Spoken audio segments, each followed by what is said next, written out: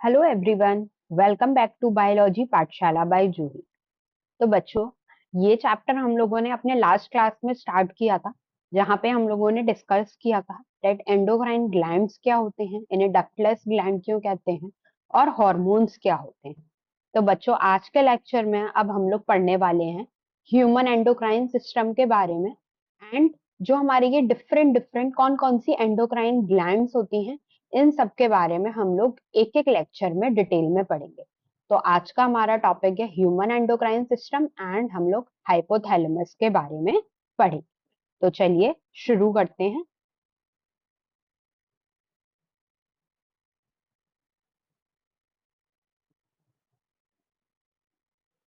चलिए, तो बच्चों सबसे पहले समझते हैं कि ह्यूमन एंडोक्राइन सिस्टम होता क्या है। तो बच्चों, एनसीईआरटी के अकॉर्डिंग हमारे बॉडी के डिफरेंट पार्ट्स में कुछ एंडोक्राइन ग्लैंड्स और हार्मोन प्रोड्यूसिंग डिफ्यूज्ड टिश्यूज या सेल्स प्रेजेंट होते हैं। ये कलेक्टिवली कॉन्स्टिट्यूट करते हैं क्या? Endocrine system. अब आप लोग इस डायग्राम को देखो, बॉडी में अलग अलग लोकेशंस पर हमारे अलग अलग एंडोक्राइन सिस्टम प्रेजेंट है। जैसे ये pineal gland, hypothalamus, pituitary gland, ये इधर देख रहे हैं आप लोग नेक रीजन में थायराइड ग्लैंड, ये हमारा थाइमस आ गया।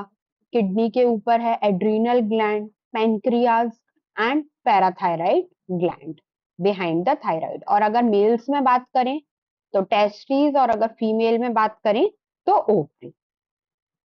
अच्छा, वैसे तो मैं आप लोगों को पहले भी बता चुकी हूँ कि एंडोक्राइन ग्लैंड को डक्टलेस ग्लैंड क्यों कहते हैं। क्यों? क्योंकि इसके पास में डक्ट नहीं होती है। अगर लास्ट लेक्चर नहीं देखा है तो पहले उस लेक्चर को देखें, जिससे आप लोगों के कॉन्सेप्ट क्लियर होंगे कि एक्चुअली में हार्मोन्स क्या होते हैं, एंडोक्राइन ग्लैंड्स क्या होती हैं, है ना। लेकिन मैंने फिर भी यहाँ पर एक बार रिवाइज करवा दिया, एंडोक्राइन ग्लैंड्स को हम डक्टलेस ग्लैंड्स भी कहते हैं। क्यों? क्योंकि इन ग्लैंड्स के पास डक्ट नहीं होते हैं, इसलिए इनके हार्मोन्स को किसी डक्ट के थ्रू ट्रांसपोर्ट नहीं करना पड़ता। हार्मोन्स डायरेक्टली ब्लड के थ्रू अपने टारगेट सेल या ऑर्गन्स तक पहुंचते हैं। तो क्या होता है, एंडोक्राइन ग्लैंड्स ने हार्मोन्स प्रोड्यूस किए, हार्मोन्स ब्लड में गए और ब्लड से हमारे टारगेट सेल और ऑर्गन तक गए। ठीक है, चलिए अब आगे चलते हैं। अच्छा बच्चों, चलो देखो, अब एक बहुत इंटरेस्टिंग क्वेश्चन आता है। वो क्या क्वेश्चन है? क्या सिर्फ एंडोक्राइन ग्लैंड्स ही हार्मोन्स प्रोड्यूस करती हैं? तो आंसर है नो। एंडोक्राइन सिस्टम सिर्फ ऑर्गेनाइज्ड एंडोक्राइन ग्लैंड्स तक लिमिटेड नहीं होता है बच्चों। बॉडी के कुछ और दूसरे ऑर्गन्स भी हैं जो हार्मोन्स प्रोड्यूस कर सकते हैं।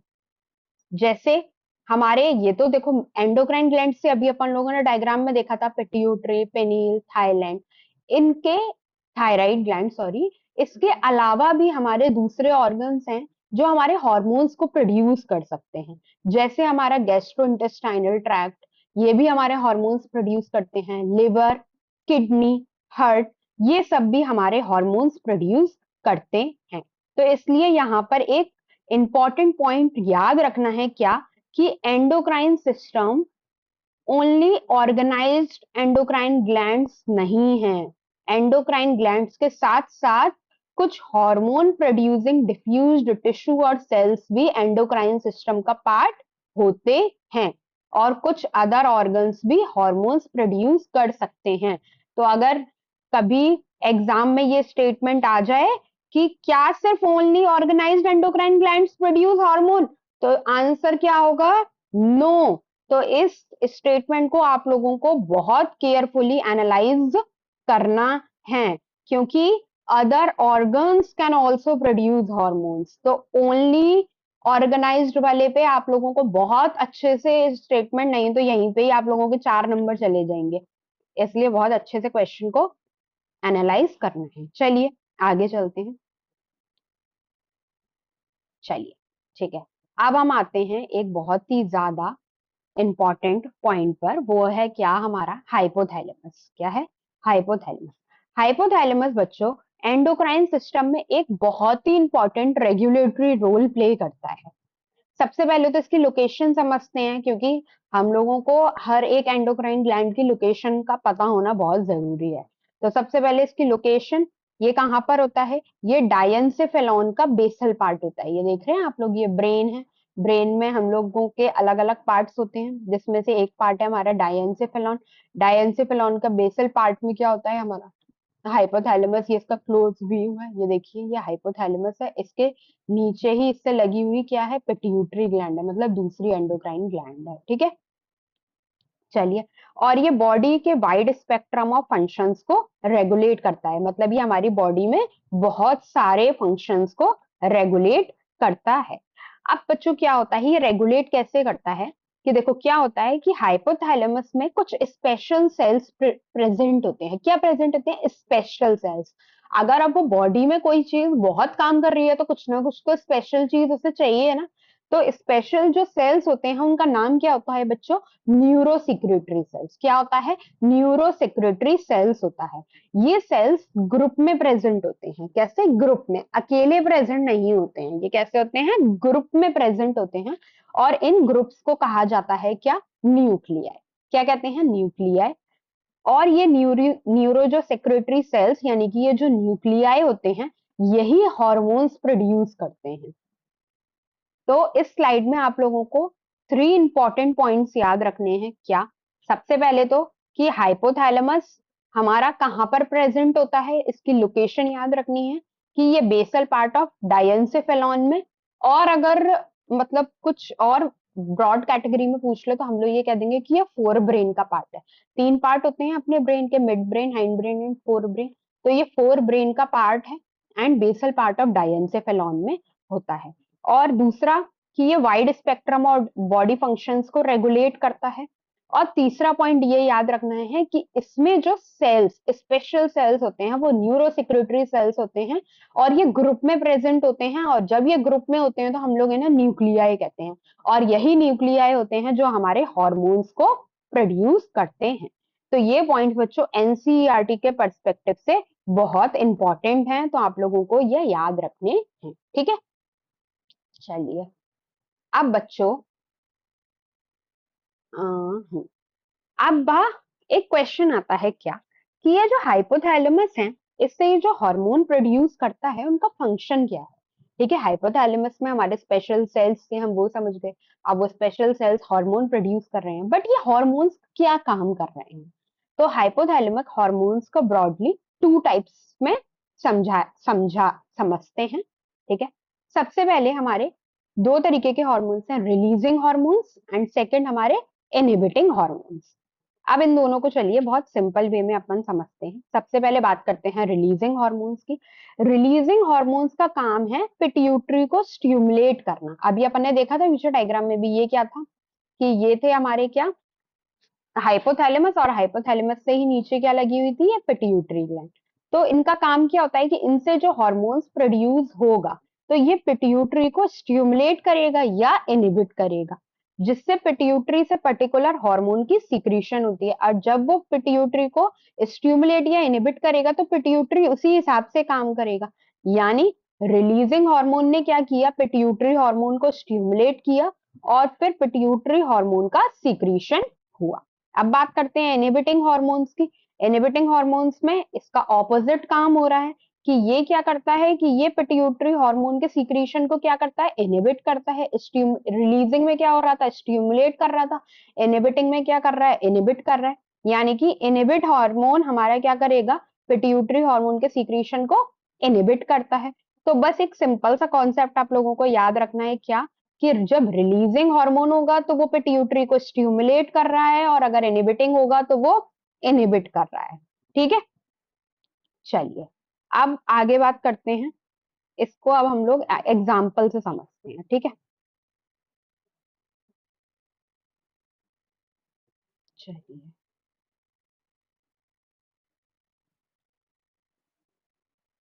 अब अगर हम लोग इसको एग्जाम्पल के समझेंगे ना तो हमारा इससे और कॉन्सेप्ट एकदम क्लियर हो जाएगा, बिल्कुल मक्खन हो जाएगा, है ना।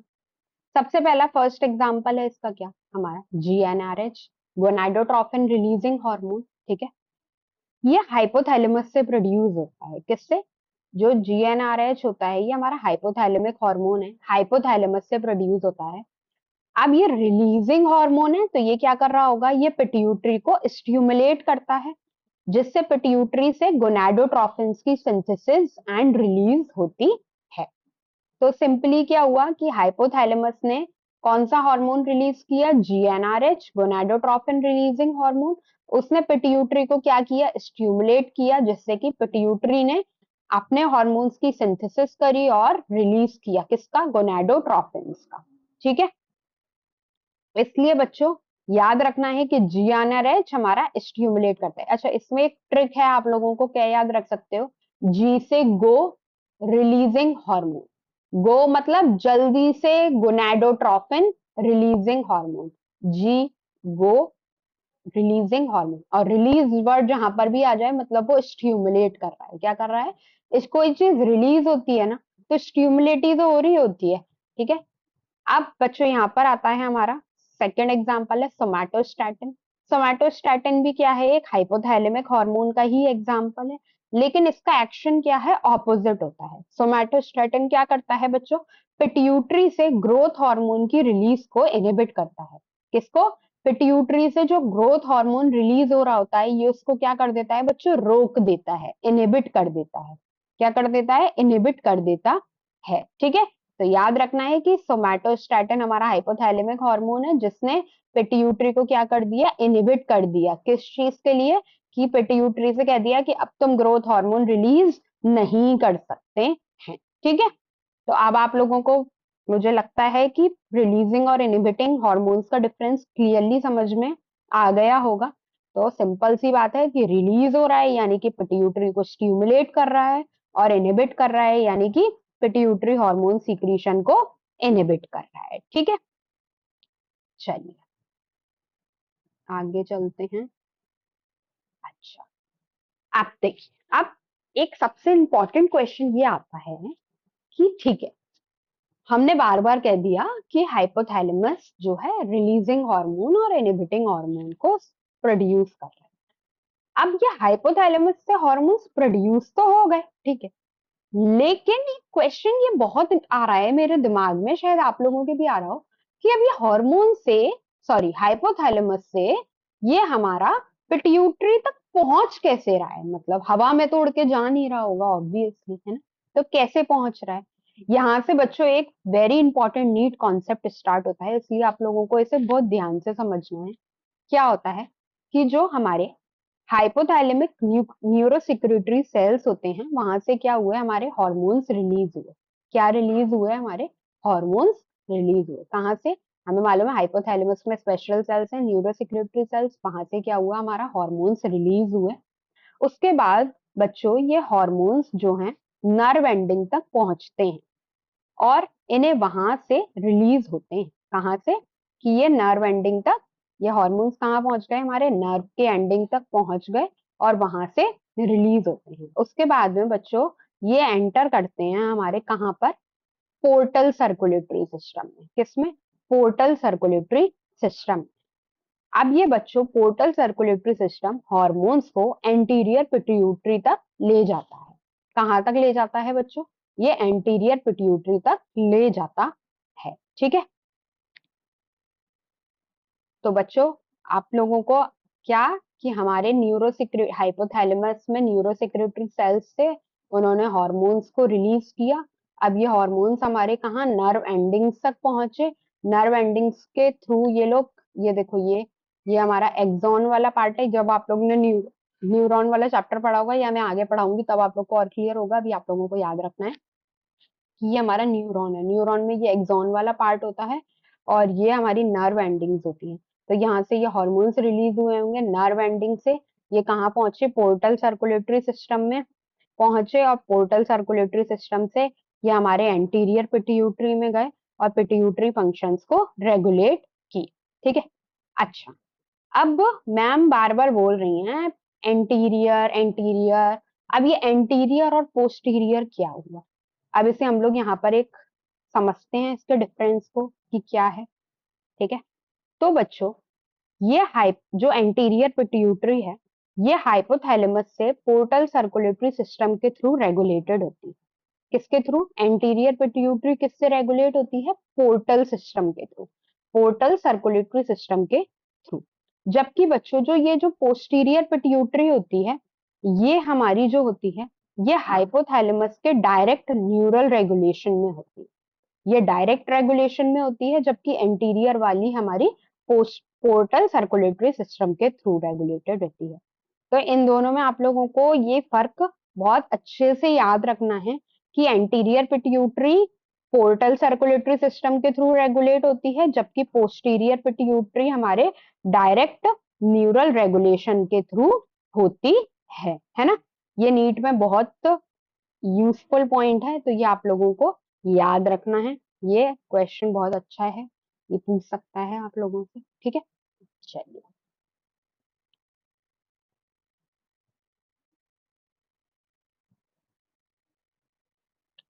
चलिए बच्चों, अब इस पूरे कॉन्सेप्ट को अपन लोग एक फ्लो चार्ट के थ्रू रिवाइज करते हैं, ठीक है। सबसे पहले क्या हुआ कि हाइपोथैलेमस है, ये हाइपोथैलेमस के न्यूरो सिक्रिटरी सेल्स पिट्यूटरी को रेगुलेट करते हैं, ये बात हमें समझ में आ गई। पहला पाथवे है कि वो कंट्रोल कर रहे हैं किसको, हमारे एंटीरियर पिट्यूटरी को। तो इसमें हमारा पहले क्या है, releasing hormones and inhibiting hormones. तो रिलीजिंग को देखते हैं कि हाइपोथैलेमस से क्या रिलीज हुआ, हमारा रिलीजिंग हार्मोन रिलीज होते हैं, ये एंटीरियर पिट्यूटरी को स्टिमुलेट करते हैं। एंटीरियर पिट्यूटरी से पर्टिकुलर पिट्यूटरी हार्मोन की क्या होती है, सीक्रीशन होती है, और फिर ये हार्मोन्स अपने टारगेट सेल पर एक्ट करते हैं। और दूसरा पाथवे क्या है बच्चों, हमारा इनहिबिटिंग का, कि हाइपोथैलेमस से कौन से इनहिबिटिंग हार्मोन्स रिलीज होते हैं। ये एंटीरियर पिट्यूटरी के हार्मोन सीक्रीशन को क्या करता है, इनहिबिट करता है। क्या करता है, इनहिबिट करता है। और यहाँ से फिर एक सिंपल कॉन्सेप्ट हुआ क्या, वही कि रिलीजिंग है तो वो स्टिमुलेट कर रहा होगा पिट्यूटरी हार्मोन्स को, और अगर इनहिबिटिंग है तो फिर वो पिट्यूटरी हार्मोन्स को क्या कर रहा होगा, इनहिबिट कर रहा होगा। और इसी वजह से हम लोग कहते हैं कि हाइपोथैलेमस जो है हमारा मेजर रेगुलेटर है किसका, पिट्यूटरी फंक्शंस का। लेकिन बच्चों पोस्टीरियर पिट्यूटरी का जो मैकेनिज्म है वो थोड़ा डिफरेंट है। वो क्यों, क्योंकि पोस्टीरियर पिट्यूटरी हाइपोथैलेमस के डायरेक्ट न्यूरल रेगुलेशन में होती है, इसमें कोई भी पोर्टल सर्कुलेटरी सिस्टम वगैरह इंक्लूड नहीं होता है। तो एंटीरियर और पोस्टीरियर पिट्यूटरी के रेगुलेशन को आप लोगों को कंफ्यूज नहीं करना है, क्योंकि पोस्टीरियर जो होता है वो डायरेक्ट न्यूरल रेगुलेशन में होता है, और जो हमारा एंटीरियर होता है वो जो होता है हमारा क्या कहते हैं उसे, एंटीरियर वाला हमारा पोर्टल सर्कुलेटरी सिस्टम के थ्रू रेगुलेट होता, ठीक है। चलिए, तो बच्चों अब करते हैं क्विक एनसीईआरटी रिवीजन। अगर आपको इस टॉपिक से कुछ बैकबोन पॉइंट्स याद रखने हैं तो ये 5 पॉइंट आप लोगों को जरूर याद रखने हैं। फर्स्ट पॉइंट क्या है कि endocrine glands and hormone producing diffused cells मिलकर हमारा कॉन्स्टिट्यूट करते हैं क्या, endocrine system. First point. Second point कि हाइपोथैलेमस हमारा कहाँ, बेसल पार्ट ऑफ डायंसिफिलॉन पे लोकेटेड होता है, और ये हमारे वाइड स्पेक्ट्रम ऑफ फंक्शंस को रेगुलेट करता है। थर्ड, हमने कहा कि हाइपोथैलेमस में कुछ स्पेशल सेल्स होते हैं जिन्हें हम लोग न्यूरो सेक्रेटरी सेल्स कहते हैं, और ये न्यूरो सेक्रेटरी सेल्स जब ग्रुप में होते हैं तो हम लोग इन्हें न्यूक्लियाई कहते हैं, ठीक है। अब नेक्स्ट पॉइंट है कि हमारे दो तरीके के हाइपोथैलेमिक हार्मोन्स होते हैं, रिलीजिंग प्लस इनहिबिटिंग, है ना। रिलीजिंग है तो पिट्यूटरी को क्या करेंगे, स्टिमुलेट कर रहे होंगे, और अगर इनहिबिटिंग है तो वो पिट्यूटरी हार्मोन सीक्रेशन को क्या कर रहे होंगे, इनहिबिट कर रहे होंगे। Next point and the very important point, that posterior pituitary हमारे direct neural regulation of hypothalamus के अंडर होती है, जबकि जो हमारी एंटीरियर पिट्यूटरी थी उसका रेगुलेशन हमारा पोर्टल सर्कुलेटरी सिस्टम के थ्रू हो रहा था। तो ये पॉइंट्स, ये जो 5 पॉइंट्स हैं आप लोगों को एकदम क्लियर होने चाहिए, और यहीं से ही आपका बेसिक कॉन्सेप्ट स्ट्रांग होने चाहिए, क्योंकि क्वेश्चंस ज्यादातर यहीं से ही हम लोगों को देखने के लिए मिलते हैं रिपीटेडली, ठीक है। चलिए,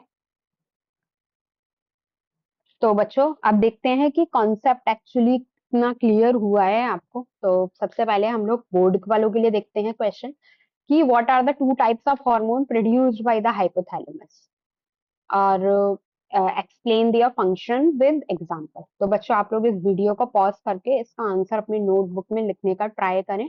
और बस एक बात यहाँ पे आप लोगों को याद रखनी है कि रिलीजिंग हार्मोन पिट्यूटरी को स्टिमुलेट करते हैं, इसका एग्जाम्पल क्या था, जीएनआरएच। जीएनआरएच मतलब गो रिलीजिंग हार्मोन, गो मतलब रिलीज करो, रिलीज कर रहे हो मतलब स्टिमुलेट कर रहे हो, किसको, गो यानी कि गोनाडोट्रोपिन को। और इनहिबिटिंग हार्मोन्स जो पिट्यूटरी हार्मोन सीक्रेशन को इनहिबिट करते हैं, इसका एग्जांपल क्या था, सोमैटोस्टैटिन, जो कि एक हाइपोथैलेमिक हार्मोन है और वो पिट्यूटरी में ग्रोथ हार्मोन को इनहिबिट करता है। ठीक है, चलिए अब इस क्वेश्चन को आप लोग लिखिएगा।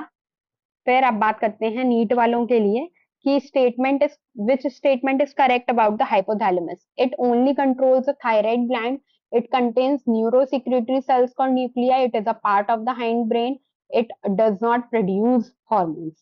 तो it only controls the thyroid gland नहीं, हम लोगों को मालूम है ये तो वाइड वेराइटी ऑफ उसको रेगुलेट करता है फंक्शंस को, और केवल थायराइड ग्लैंड को कंट्रोल नहीं करता है, पिट्यूटरी ग्लैंड को करता है।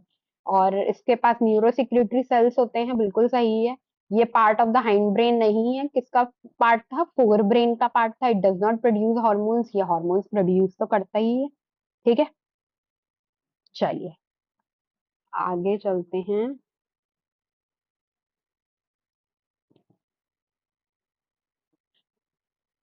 तो बच्चों, आज के लेक्चर में हमने केमिकल कोऑर्डिनेशन एंड इंटीग्रेशन की एंडोक्राइन सिस्टम का एक बेसिक कॉन्सेप्ट को अंडरस्टैंड किया। हमने पढ़ा, लास्ट लेक्चर में पढ़ा था एंडोक्राइन सिस्टम क्या होता है।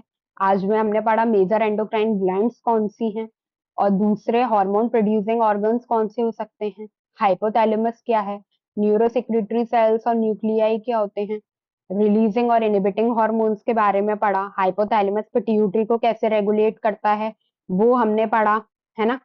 और इसके अलावा बच्चों, सबसे इंपॉर्टेंट हम लोगों ने कॉन्सेप्ट लास्ट में जो हमने रिवाइज भी किया, क्या कि रिलीजिंग हार्मोन पिट्यूटरी को स्टिमुलेट करता है और इनहिबिटिंग हार्मोन हम लोगों का इनहिबिट करता है ना।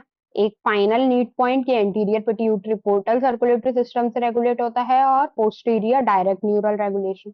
तो बच्चों, अगर आज का लेक्चर आप लोगों को हेल्पफुल लगा हो तो वीडियो को लाइक करें, चैनल को सब्सक्राइब करें और बेल आइकन प्रेस बिल्कुल करें ध्यान से। और याद रखें, सिर्फ रटना नहीं है, कॉन्सेप्ट को समझना है। बिकॉज अगर आप लोगों का कॉन्सेप्ट क्लियर होगा तो सक्सेस बहुत पास में होगी। मिलते हैं नेक्स्ट लेक्चर में। Till then keep learning, keep growing and keep preparing for NEET 2027। Thank you.